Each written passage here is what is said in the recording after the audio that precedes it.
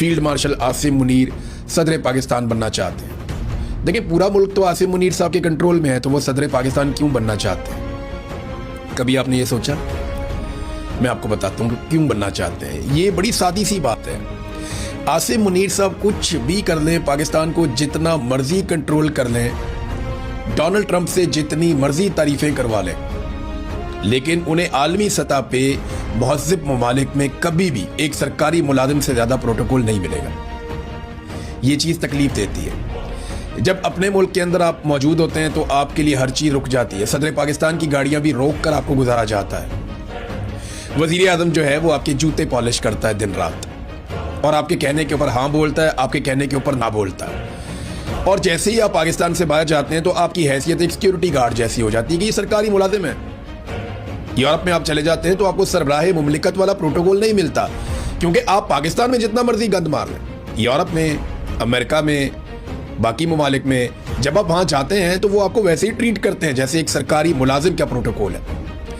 तो ये दिल में ख्वाहिश तो जागती है ना कि इतना सारा कुछ करने के बाद भी मुझे वो इज्जत नहीं मिलती जो ये इसको मिलती है, आसिफ अली जरदारी को या शहबाज शरीफ को।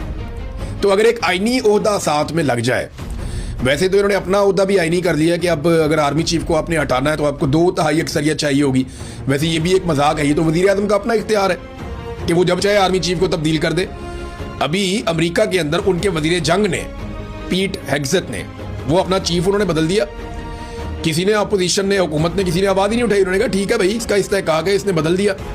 पाकिस्तान में आर्मी चीफ इतने डरे हुए हैं कि उन्होंने अपने आप को मजबूत करने के लिए एक तरीकाकार अडॉप्ट किया और अब अपने आप को एक आईनी किस्म का बंदा बना लिया कि आप 2/3 अक्सरियत के बगैर आप मुझे नहीं हटा सकते मेरी सीट पे से। तो कभी के दिन लंबे और कभी की रातें। तो मामला यह है कि वो बनना तो चाहते हैं सदर, आर्मी चीफ भी सदर बनना चाहते हैं। अब जो एक और खबर है कि 28वीं आईनी तरमीम आ रही है। ये जो 28वीं आईनी तरमीम है, इन सबको डर है कि अगर इलेक्शन आ गए तो इसको अगर हमने तब्दील ना किया हुआ ना तो इलेक्शन में हम फारग हो जाएंगे। अब सारे अपना अपना अंदाजा लगा रहे हैं कि हम इसमें क्या हासिल कर सकते हैं। यानी मिलिट्री एस्टेब्लिशमेंट या आसिम मुनीर साहब बैठ के ये देख रहे हैं कि मैं 28वीं आईनी तरमीम में क्या कुछ हासिल कर सकता हूं। तो वो अलग अलग ऑप्शन पे गौर कर रहे हैं। यानी ऑप्शन ये भी है कि फील्ड मार्शल के ओहदे के ऊपर अगर कोई है तो वो सदारत के लिए अहल हो सकता है। ये भी एक ऑप्शन पे गौर किया जा रहा है। और एक ऑप्शन ये भी है कि अगर कोई फील्ड मार्शल के ओहदे पे है, क्योंकि इस ओहदे को अलग कर दिया ना उन्होंने फौज से, जो जंग जीतेगा, कामयाब होगा, उसको फील्ड मार्शल का ओहदा मिलेगा, तो उसके लिए फिर अलग है, वो उसको इस्तिस्ना भी है पूरी जिंदगी के लिए, जो और किसी फौजी के लिए नहीं है। लेकिन फील्ड मार्शल के लिए, आर्मी चीफ होगा तो उसके लिए नहीं होगा, फील्ड मार्शल के लिए जो वो इस्तिस्ना भी है। ये भी उन्होंने अपने लिए हासिल कर दिया आसिम मुनीर से।